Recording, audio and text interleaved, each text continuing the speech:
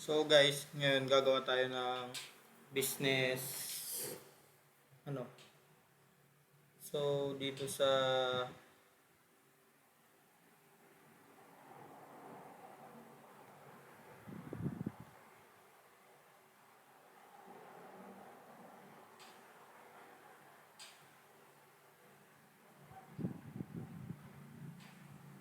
web.php gagawa lang tayo ng controller.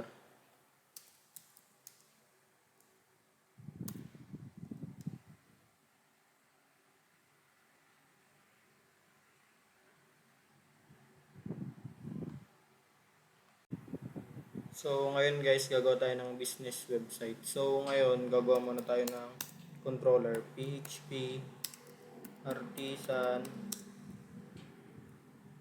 make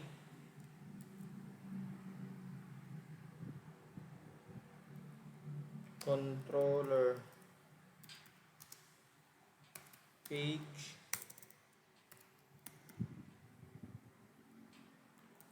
controller, then enter.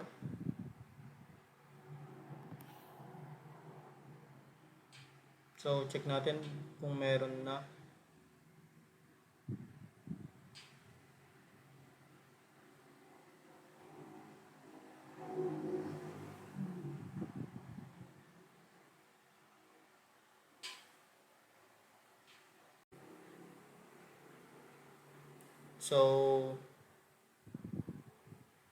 So yon, meron na guys.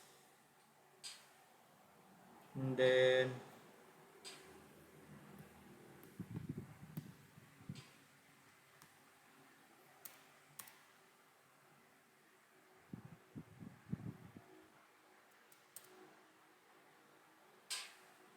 dito sa web.php gagawa lang tayo ng route.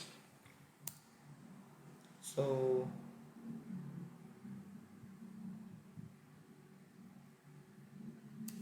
use app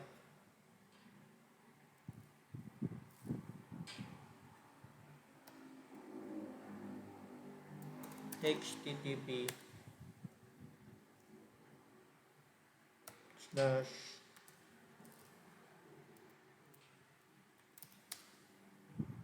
controllers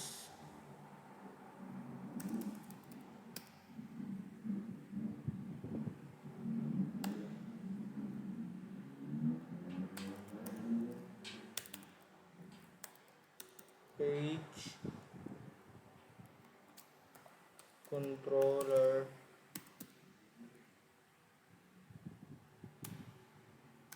yan.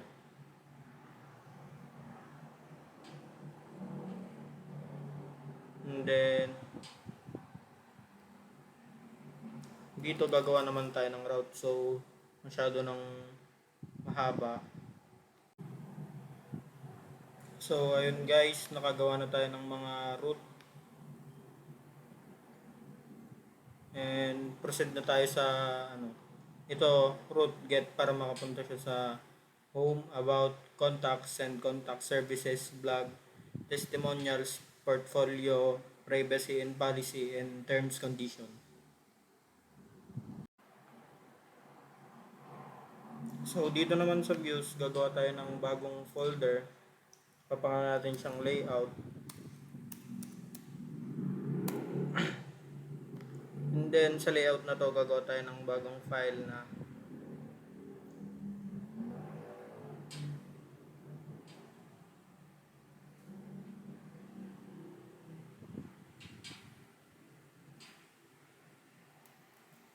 app.blade.php.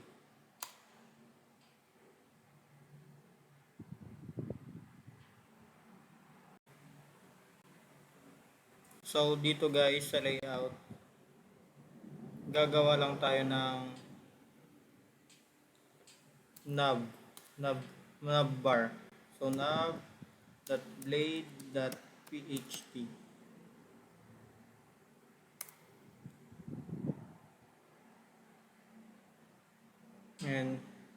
gawa na lang tayo ng mga like home.blade.php,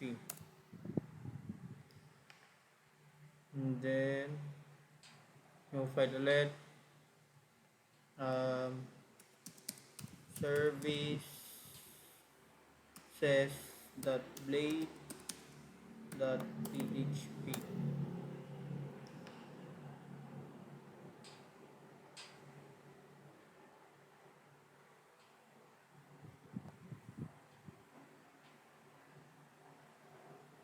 And then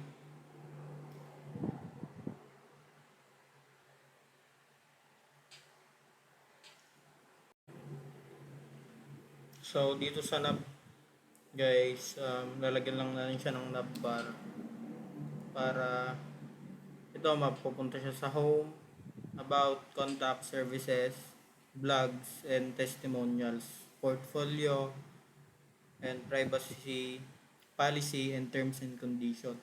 So try lang natin siyang then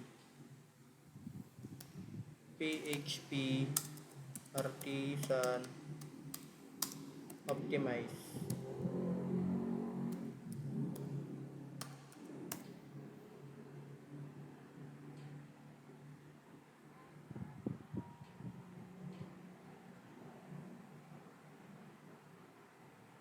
So dito guys,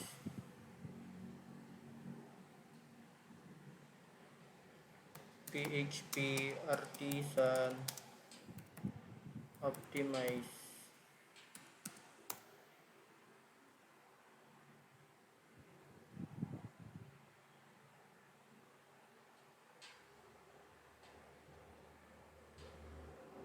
or PHP artisan serve.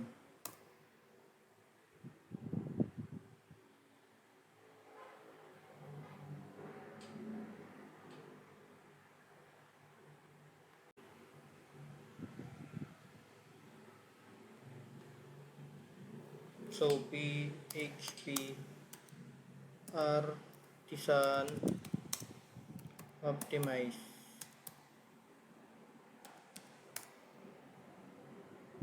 and then PHP artisan serve.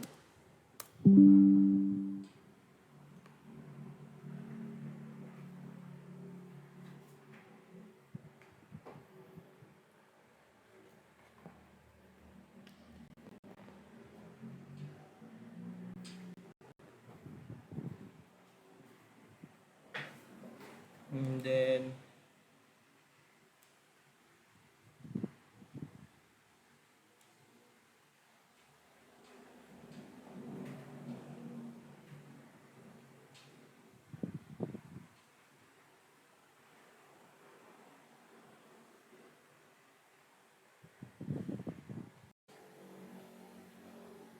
so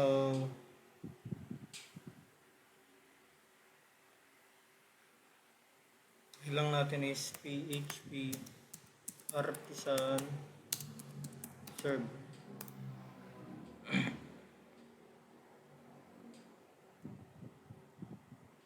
Then ito na siya. So itong mga home halos ganito lang din. So pwede nyo naman siyang i-copy paste na lang. So yun lang. Then ilagay ko muna lahat ng mga kailangan na file, then para makita nyo na, para hindi na masyadong mahaba yung coding. And then guys, para makakuha tayo ng image, tayo sa public, gawa tayo ng folder, sabihin natin siyang image. And then sa loob ng image,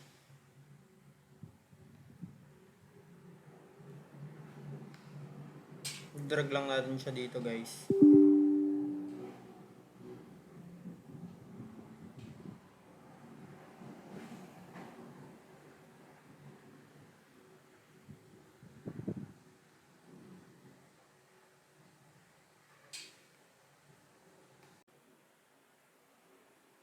Gawa na lang tayo ng CSS. So, dito sa public, gawa tayong bagong file.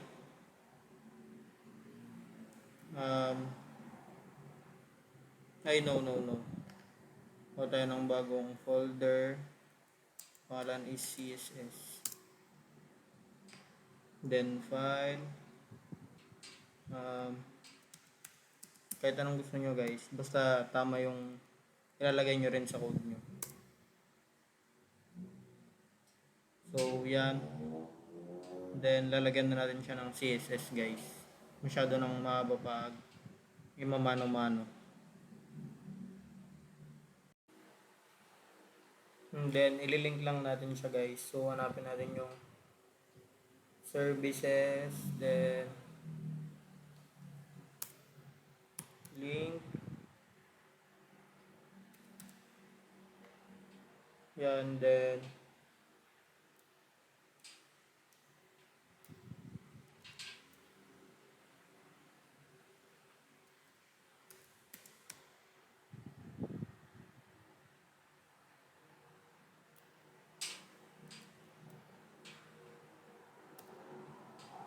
kung anong pangalan nung CSS nyo guys, like CSS slash curve.css.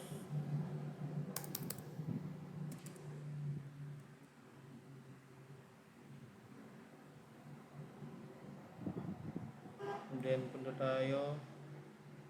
Yun, nice na siya guys. So ganun lang po.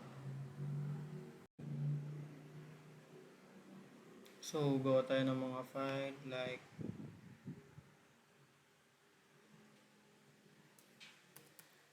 portfolio.blade.php.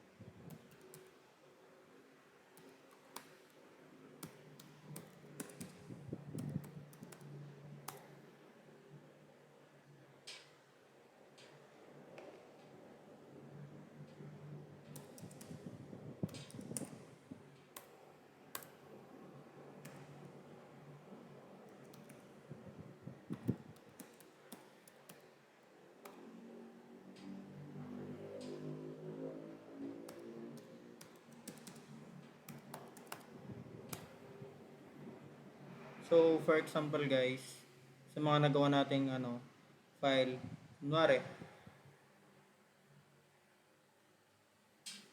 hanapin natin si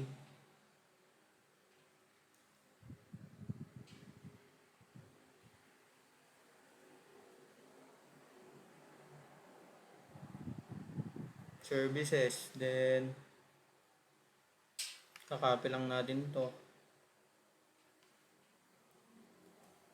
tapos punta tayo sa blog, and then palitan lang natin to na about.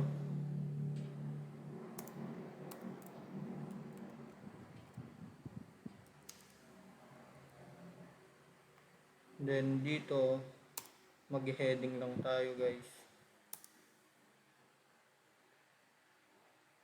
and then hello world, and then punta tayo dito, try natin i-refresh.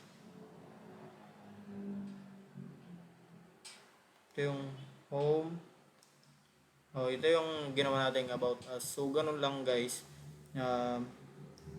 dapat maglalagay muna kayo ng extend para mabasa niya, then section, then yung title about, and then yung content. So ito na yung laman niya guys. So every file ganun lang gawin nyo, tapos lagyan nyo lang ng mga details para mas umayos at saka para mas maintindihan titingin ng ano. So ganun lang, ikakopy nyo lang to, then punta kayo sa any then paste nyo lang, tapos kayo na bahala kung anong ikakarga nyo. So yun lang guys. So guys, dito sa layout, nandito lahat ng mga file natin like home, about, contact, blog, portfolio, privacy and policy, services, terms and condition, testimonials, and dito naman guys, nandito yung mga CSS niya. Pinasok ko lang siya sa public. Then gumawa ko ng folder na CSS.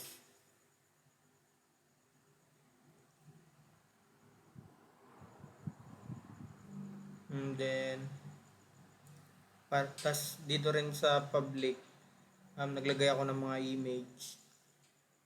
Tas ito na yung controller natin. So try nating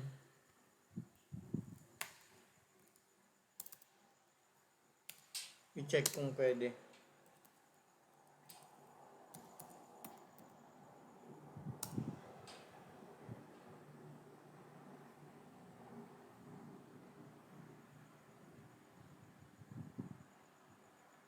So punta lang tayo dito, terminal, new terminal, and then PHP optimize, or pagtapos na PHP artisan optimize, and then PHP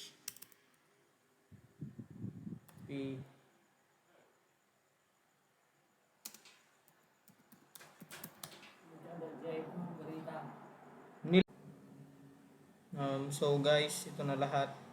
Una is gumawa tayo ng controller, then dito sa views gumawa tayo ng folder na layout, then ang mga nasa laman niya is up blade, footer blade, nav. Ito yung nav bar guys. Tapos sa views is itong about, blog, about, itong ating vlog, contact, home, portfolio, privacy and policy, and services, and terms and condition, and testimonials. And then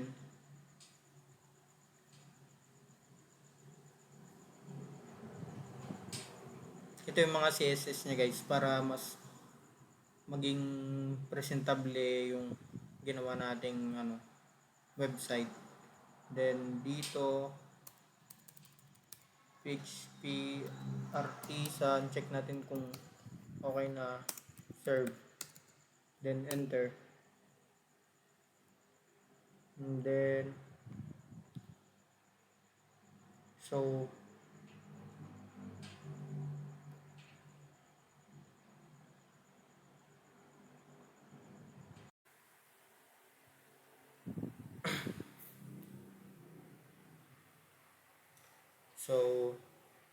ito na lahat ng nagawa natin guys. So ito na kanina yung views, nilagyan natin ng bagong folder na layouts. Tapos nasa layouts is ito up blade, then footer, tapos itong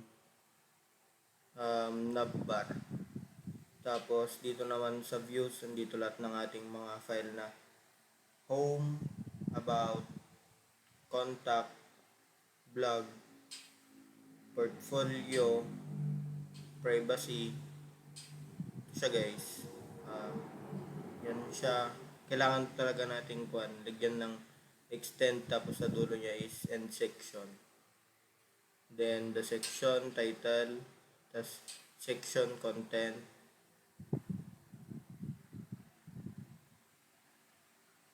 Yan.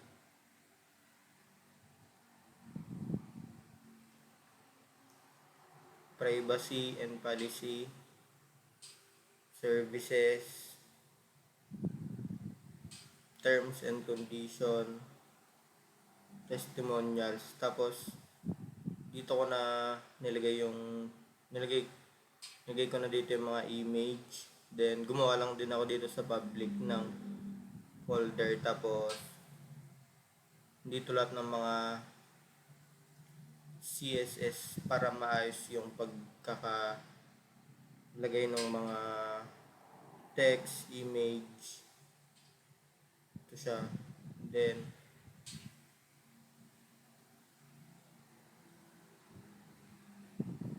try natin.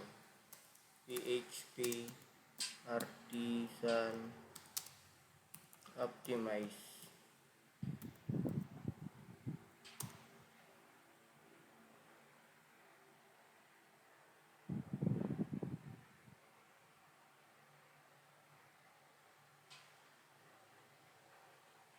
And then alisin lang natin yung nasa navbar.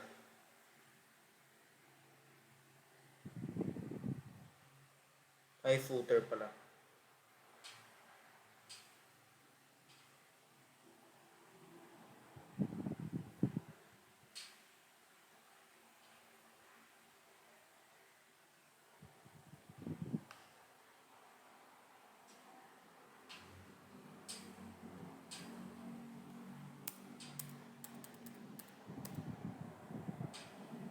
Then save.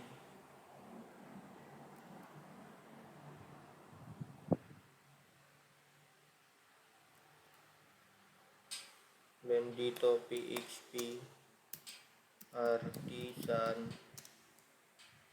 Serve.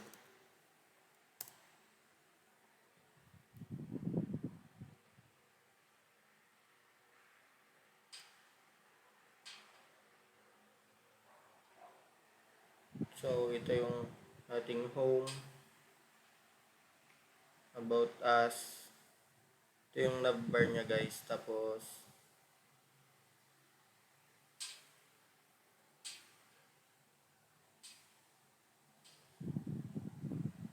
contact us, services, blog, testimonials, portfolio, and ito po guys.